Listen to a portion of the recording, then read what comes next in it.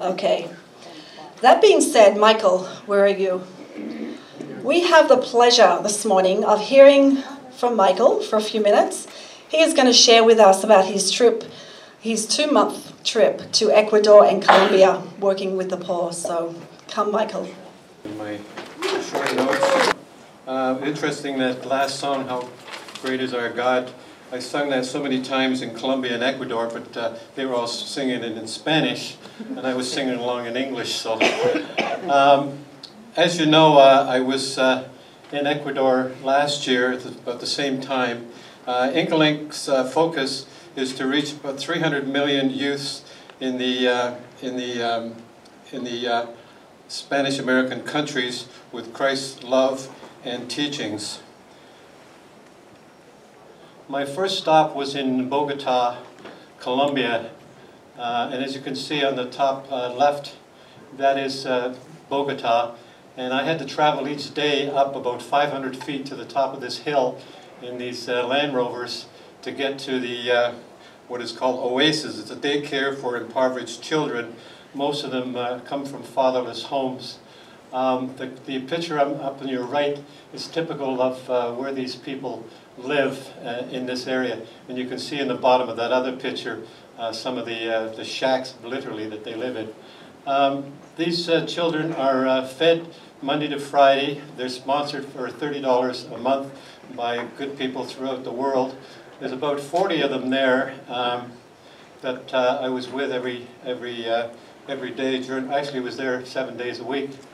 The picture up in the top right, that girl in the black jacket, she was the one that lived in that shack that you saw.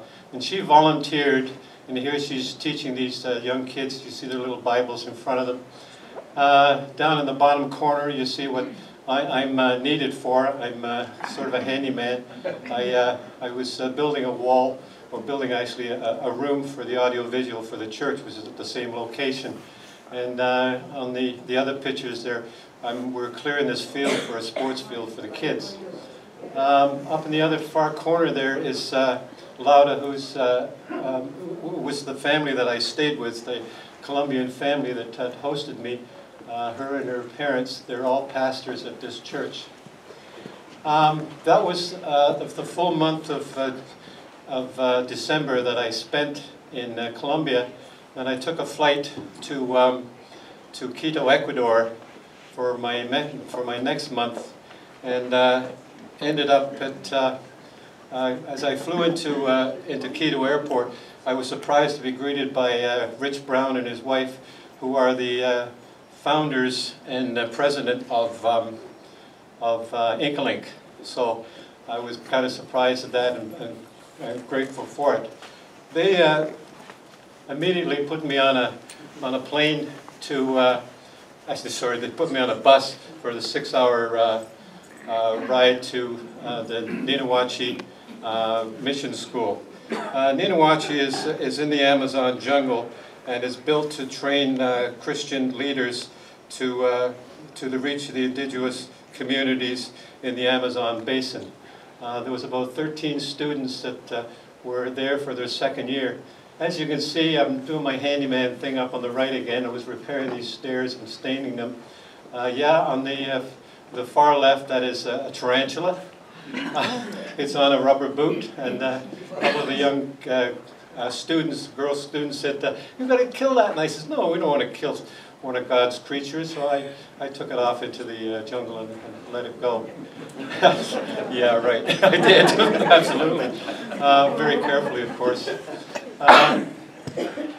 So I spent about 2 weeks at the Ninawachi Mission School.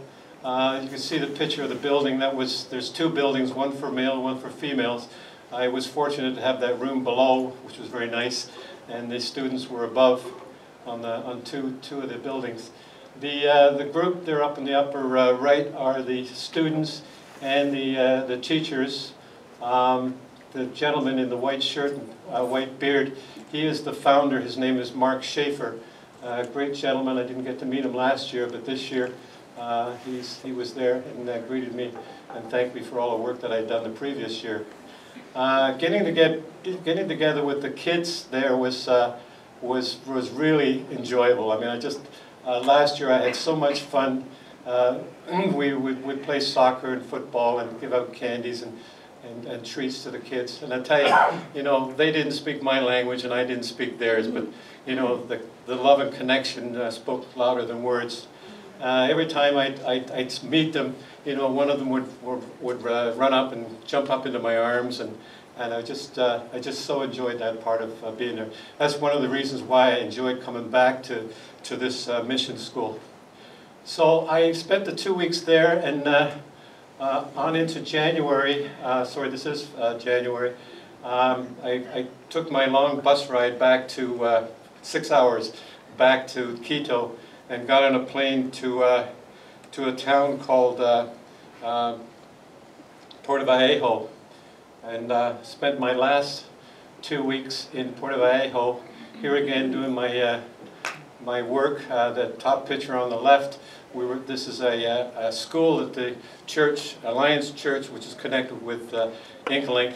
Alliance Church had bought this property and we're converting it into a Christian camp for the kids. And I'm digging a trench here, or helping dig a trench to put a pipe in there to gather rainwater, because water down there is very scarce, as you might know. Also got an opportunity to meet these gentlemen at an old age home. Just fun bunch of guys. You see down in the bottom corner there is playing cards with them.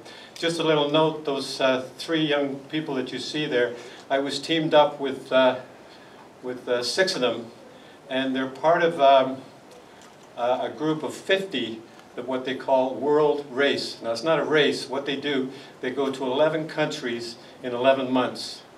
And Ecuador was their first month. And then February, they were going to Peru. And they would go to all impoverished countries, South Africa, India, Thailand, etc. And they would do that for the next 11 months. So this was their first month in Ecuador, and I was teamed up with them, as I said. The final slide I have here is probably the most emotional for me, and that was visiting the dump in Puerto Vallejo. And as you can see, this picture on the bottom right, that is where they live. These people all live on the dump. They don't just come to the dump to work. They live on the dump, and that's how they survive. The picture in the center is an example of what they do to make money. And on a good day, they might make about $5. That's plastic bottles there that they're collecting. They'll collect glass bottles. They'll collect cardboard, anything that can be recycled and could be, and they can make money at. Little boy on the left, we had taken food and drink to them. They do this regularly. I just got the opportunity to do it on the one day, and it was quite it was quite an experience. Finally, I'd like to thank my family and friends and the congregation for your prayers and your support. And I will do this again next year. As I mentioned last time, it is a life-changing experience. And I encourage anybody that's interested, maybe in your retirement years, you'd want to try something like this. And I thank you very much. He's gone. He was actually inspired by a younger teen in our congregation who had gone the year before to Peru. And when she came back and gave her update and story, then that really encouraged Michael to take the step and to go. So thank you. Really appreciate that.